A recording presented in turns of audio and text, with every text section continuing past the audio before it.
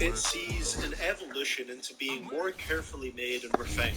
So to rank the projects that I listened to for this video, Alive was easily the best one for me, with that being the most memorable project, followed by Up to Me, which is horrible, but it's just the point where things started getting really monotonous, and then To Alive, which is horrible to me, and just not a good album at all. It was a real struggle to listen to it over and over again to make this video. I could see myself potentially really enjoying something that he puts out in the future, but we're not quite there yet. So with that in mind, I'm going to be giving Yeat a 4 out of 10. I was thinking more around a 5 out of 10 at first, but then To Alive happened, and yeah, brought the score down a little bit. So that places Yeat at the number 23 spot on my list. Into a lot future, but we're not quite there yet. So with that in mind, I'm going to be giving Yeat a 4 out of 10. I was thinking more around a 5. Adjust your sets. That's our score, 27-7. A shocker thus far, and this has kind of turned into a classic trap game. And right now this offense searching for answers as they try to mount a comeback from a 3-touchdown deficit. And he's going to take it in for a Jets touchdown. There's something unique to Yeat. Touchdown run. And the Jets go coast to coast and finish the drive off with 6 points. Gonzalez able to tackle on the PAT, and that cuts this. And I think it should be pretty fun because I feel like people are going to be pretty divided. Jets offense coming up now to start their next drive. And they had to go the length of the field last time out to get into the end zone. And with this starting field position, they're going to have to pretty much do it again. And I think the thought process going into it is, hey, if you have to be methodical, go ahead and do that. But what you really want are a couple of big plays. Eat up chunks of yardage and cut down the number of times you have to snap the football. On 1st and 10, Bryant. Oh, this one incomplete. And didn't look into it, just knew off the top of my head that this sucks. This is a dumb idea, and we shouldn't support this. A lot of other YouTubers and people on Twitter went and exposed this for being extremely strange. It turns out it's not an AI medal. It's literally just a mascot. It's just a bunch of people that created this, and they're voicing it, they're telling it what to do, they're making it. It's just a mascot. It's not AI. Capable backups who can step up and play when they need them, and we've seen the results of that. This team knows how to work through things. Back to throw now on 2nd and 10. Flushed out right. And that is caught. It's Davis. And he'll take this to the other side of midfield before going out of bounds. So 1st and 10 now in Buffalo territory at the 48-yard line. Thank you, Jarvis. Honestly, it's back to throw again. Escaping the pressure right. Going deep here for Landry. And it's incomplete. Took a shot, couldn't connect. So, CD, you look at this offense and what they've been able to do. 8-0, perfect through the first 2 months of the year. Second half of the season still to come. We get that. But what kind of a percentage chance do you think that they have of running the table? Partner, I think it's hard to say because history would tell us that the chances aren't good at all. We've seen a lot of good teams get to this point, and then they have that one bad week and takes them out of the running. I'm going to say 25%, and I feel like I'm being generous with that number. Flush to his right. And that's caught by Landry. Touchdown, Jets. So the football will be at the 25-yard line as this offense gets set to take over. He's looking deep for Bell. And that is incomplete. Took a shot there on 1st down, but he couldn't reel it in. So the incompletion, and now it's 2nd and 10, again from the 25-yard line. He'll air this one out deep for Davis. He's got him in, complete. And all the way in, touchdown, New York. Jets offense coming up. Some shitty little experiment, and they made really bad music. But it turns out, actually, the people that came up with this have poor IQ. I am so glad that people rose up to start their next drive. And it feels like the momentum has shifted. They scored, then their defense forces that last punt. And now a chance to tie the game on this possession. He's going to look deep for more. And that, nearly picked off. Well, it would have been a great time for their first interception of the game. Instead, it's second down. He's going up top for Herndon downfield. Man, it's caught inside the 10. And he is down deep into Buffalo territory. Holy, look at this fucking throw. That time for the Jets. Today's NFL, we talk about quarterbacks and their speed and accuracy, but there's still something about a guy slinging one downfield. Oh, it's real easy to celebrate the throw there, but this was all about the protection because he had all day to sit back, survey the situation, and then really step into that one. He wouldn't have been able to do it without the help of his offensive line, though. And that throw, unbelievably better, folks, than 80 yards in the air, according to Next Gen Stats. Simply incredible. A looming decision to make on the conversion, down 7, but first things first, they need to score as they come up on 1st and goal.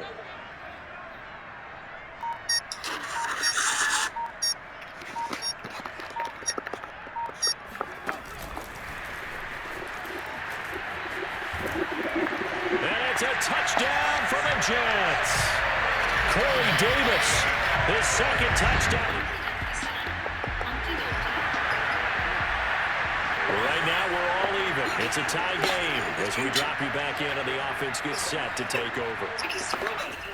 On 1st down, Bryant buying time to his left. Uncorks one for Davis. And this will be caught at the 30. Touchdown, Jets. Corey Davis. 97 yards. And the Jets strike quickly to take the lead here in the 4th. And that looked almost to be a case of, quarterback saying, hey, I'm going to throw this as far as I can and hope you run under it. Mission accomplished. And I'm telling you, nothing will let up a crowd more than a play like that. Here in the stadium, all eyes were on the receiver streaking downfield, and everyone was thinking.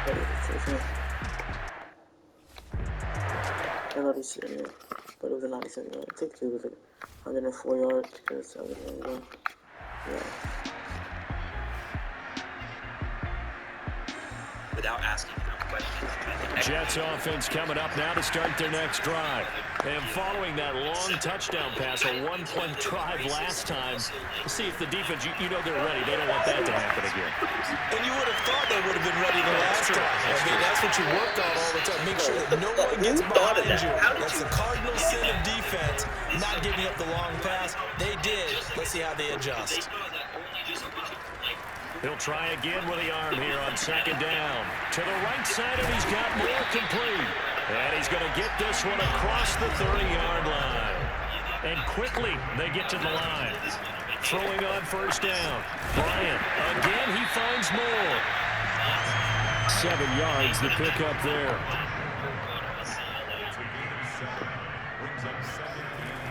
They'll look to throw again. He's going to look deep for more. And that's caught inside the 30. And he'll go down, but not before getting this inside the 30. It's a big play that time by the Jets. Again, he'll drop to throw. This is caught. And they will eventually get him down, but he's inside the 5 all the way to the 3. Dancing to his left. And this will be caught in the end zone. Touchdown, Jets. Elijah Moore with his first career NFL touchdown. And the Jets add on to their lead, and it's looking like that. Jets offense coming up now to start their next drive. They have to like the position that they are in. 4th quarter, 2-score lead, and now the ball back after the INT. Comedy was his escape. At the ripe age of 28, he has accomplished more in 10 years than most will in their lifetimes. However, they'll try and run some clock now with Bell. And he'll take it across midfield and into Buffalo territory. Looking to speed things up here, going with some tempo. Off the play fake. Bryant. This is Bell on the dump off. And they'll get him down as he's inside the 40. Coming up on the final 2.5 minutes. And boy, has it been fun to watch this offense operate. Quite the display, and now they look to polish it off. Now a toss left side into the hands of his tight end. And they'll wind up getting this one all the way down inside the 20. Now a first down carry by Bell.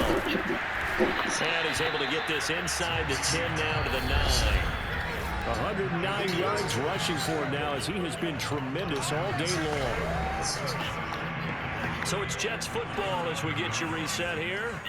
And the scoreboard on their side, they're just looking to melt away these final couple of minutes. And he's in. Touchdown, Jets. Le'Veon Bell hitting double digits with his...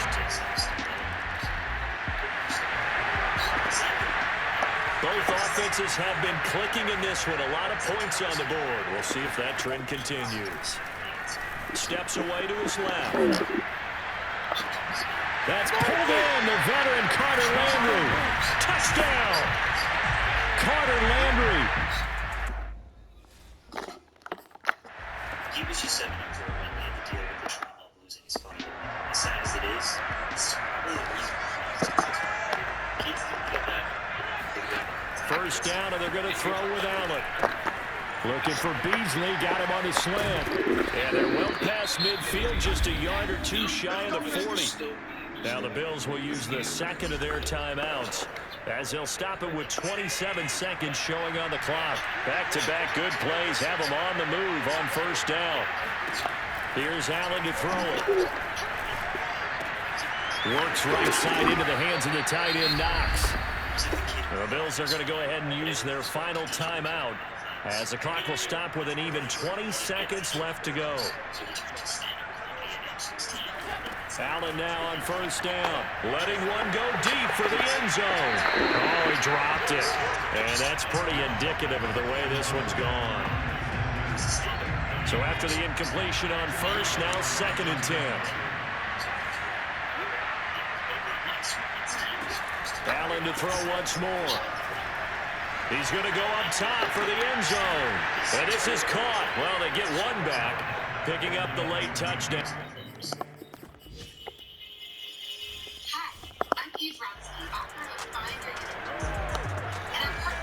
So now we're in the final minute of the game in the 4th quarter as this offense gets ready to take over.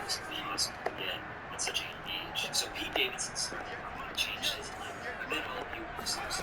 That one looks like he'll throw here. He'll air this one out deep for Davis. And it's incomplete. They're still throwing to the very end. But now this game is over. Charles, it's one thing to win. It's another thing.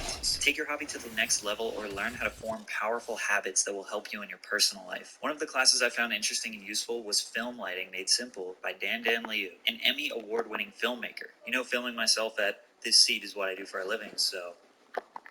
how did I do? Skillshare courses are completely ad-free, so you can stay focused while learning new skills. They're also adding new courses all the time, so there's always something fresh to discover. If you want to find your next passion or just get better at what you do, then you're in luck. Because the first 1,000 people to use my link or my code will get a 1-month free trial of Skillshare. Just go to Skillshare.com/PatrickCC. Thanks, Skillshare. He started getting friends and finding people that he could relate to. Comedy was his escape. Unfortunately, at age 17, he was diagnosed with Crohn's disease, which is a type of inflammatory bowel disease that causes weight loss, extreme stomach pain, cramps, and is not curable. What seemed to be a never-ending list of trauma ultimately made Pete a pretty funny comic. People saw his potential. One of these people was Nick Cannon.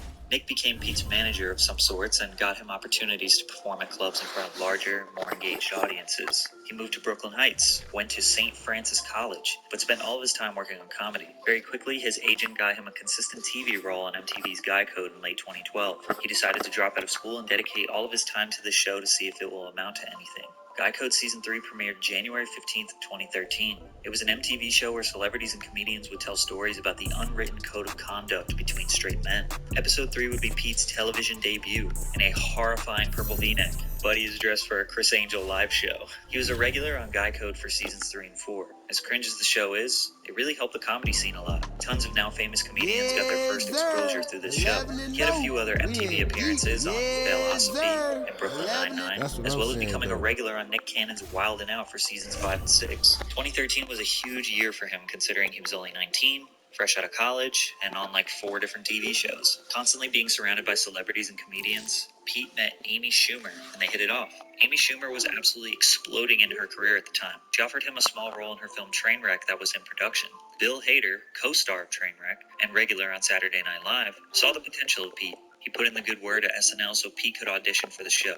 Opportunities were just falling into Pete's lap. Being at the right place at the right time is an extreme understatement. It's like people were opening doors, picking him up, and carrying him through the door to his next opportunity. He auditioned for Saturday Night Live without ever watching an episode. After his audition, he met with the writing team and told them he never watched the show. He said he only saw some clips on YouTube as a teenager. Then he met with the producer and co-creator of SNL and told him he never watched his show.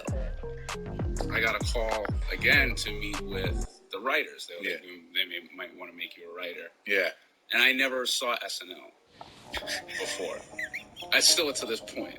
You still haven't watched it? Now I know it, you know. But I never, from the inside. But before I got the show, I didn't know about it. They still gave him the job. I can't figure out if Pete was just genuinely funny and people believed in him, people felt bad for him because of his father, or if he was a true hustler and is downplaying the work he put in. Most comedians struggle doing open mics for 10 years before being able to headline a club, get a TV role, or get a comedy special. I dare you to find a successful stand-up comedian as famous as Pete in their 20s. Saturday Night Live, 40th season.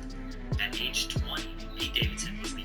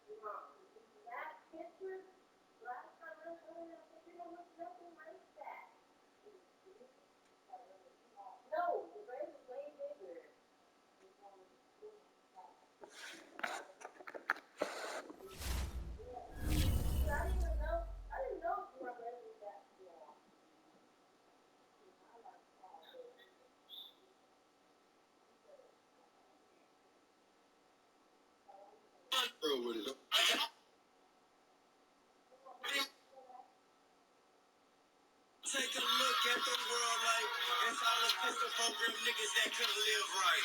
Stuck in the system, parents scared, keep on their. Take a look at the.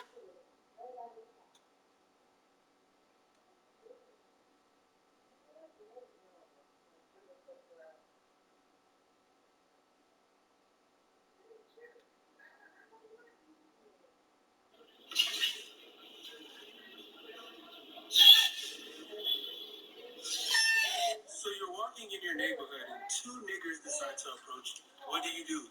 Then they start attacking you. Oh my God, they're attacking you.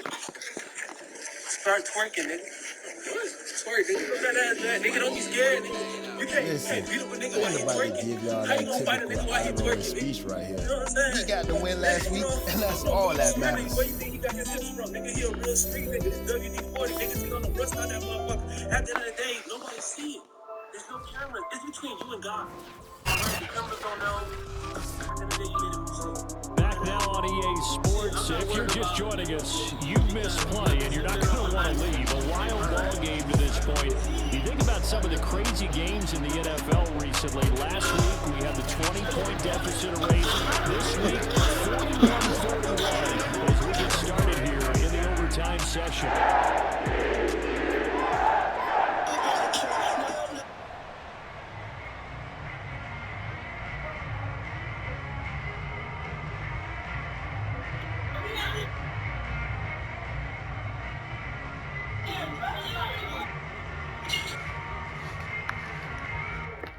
Ah! I'm going off, nigga. Like, I'm going dummy. He's going on too. Top. What the heck? Who watched it? Yes, the person. I understand. Money has no scary vision. No quarters on this shit. I'm the only 9/11 kid here. Nobody else in Calvin could be the 9/11 boy. Your father passed away on that. Right, yeah. And everyone, people find that out, I guess. Pete jokes about his father a lot, but didn't want his hard work to be overshadowed and downplayed because of the situation. I mean, I'm in the background for 21 episodes, so, I'm that guy that, like, when there's a sketch, I come in and I'm like, anybody order pizza? Pete was not the new star of SNL, but it was putting him in the pop culture zeitgeist.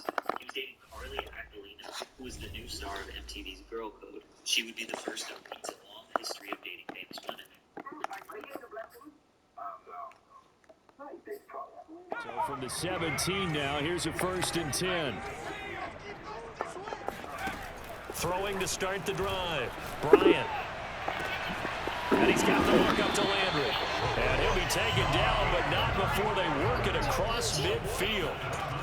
On 1st and 10, Bryant. It's a big play that time by the Jets. And that is caught at the 10-yard line. He's in the end zone for the touchdown and the game winner in 2. So the game-winning touchdown came through the air in overtime. 4 quarters was, and enough really treated to a really good one. That reward, I just love being able to be witness to a game like this. All the way through. Who's going to win it? Go, bitch. What I said. Come on, man. Give me stat line. Stats, which is number. It put me in the overtime for 2 passes, 4 completions, 2 touchdowns on that. Look at this shit.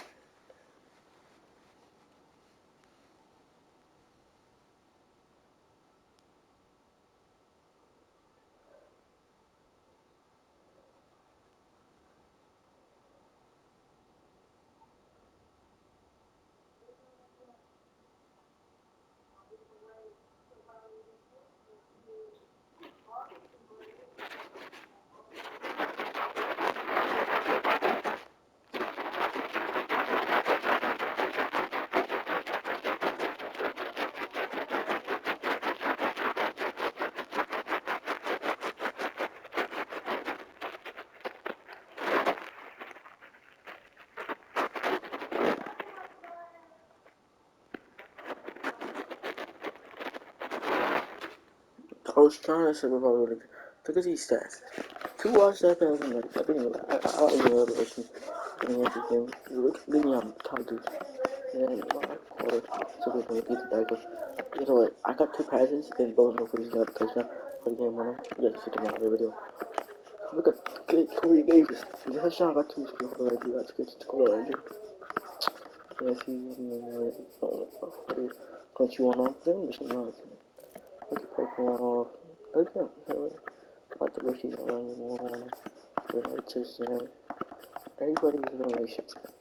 That's that for the box. Look at this. Look at these guys. Look at these tackle numbers. Holy. That floor is going to lot of people. This. I'm going to get out of here. What's that? Let's see this shit out of there. This is 100% on this shit. Okay. Colors are good. And let's get on. We'll be down. Go to the another one. So, I got rest. Harley top. Specifically, Harley built Byron Jones and Jerome Baker's tackle. Yeah, Pat, my nigga. No one knows how to get the touchdown. So, my boy's there. We're built there for nothing. Is that like the I ain't back to interception. The game to us. I have to put them off for a little interception. Yeah, it's me. You have to go for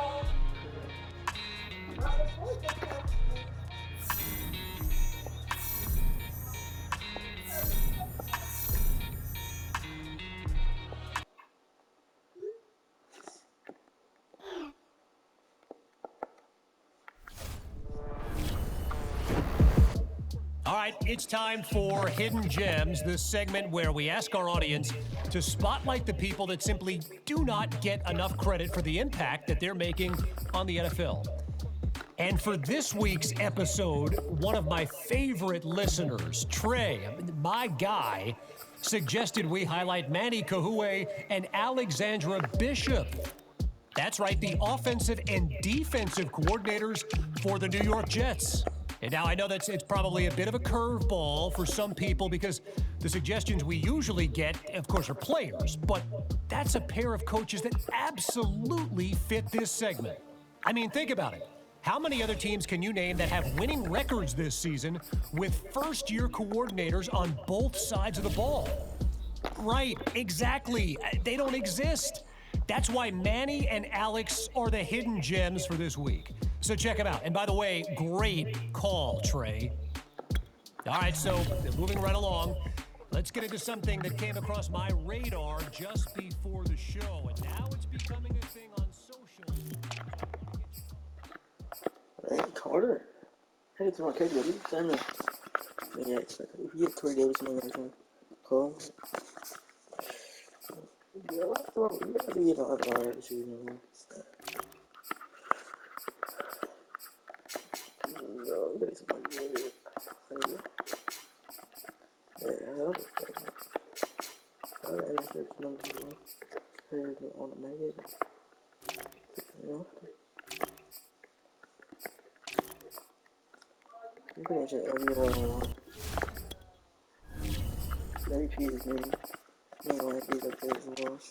3 years, obviously. Two. I'm not the one. Give me that. Oh.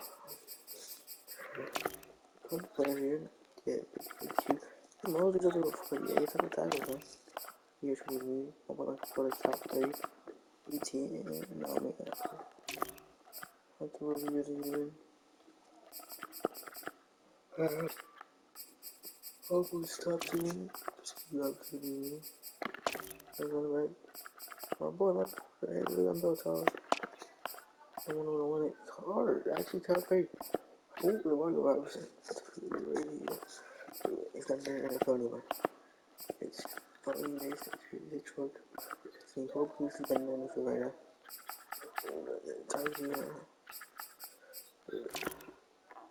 It's too bad. Oh my god. Call back on. I like that. It's nice. Start reading.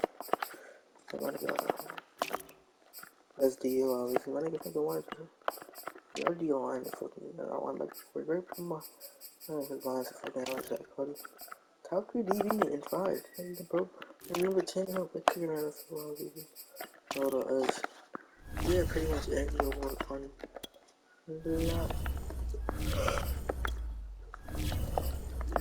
You the first you what you should do again. Just the ordinary.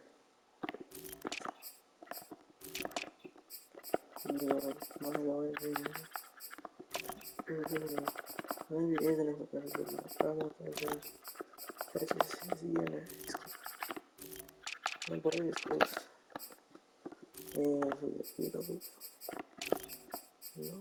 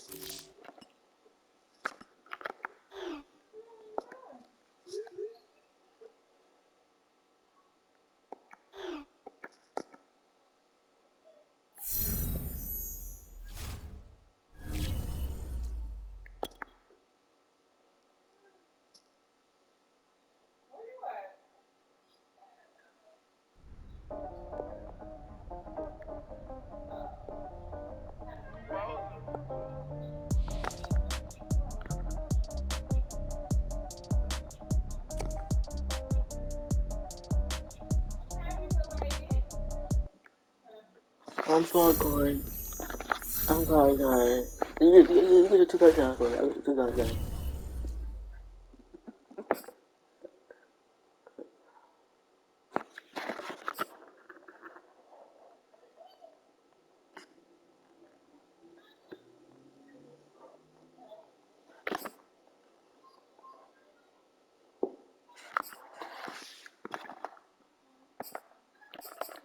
I'm not sure the text, but it sounds like he's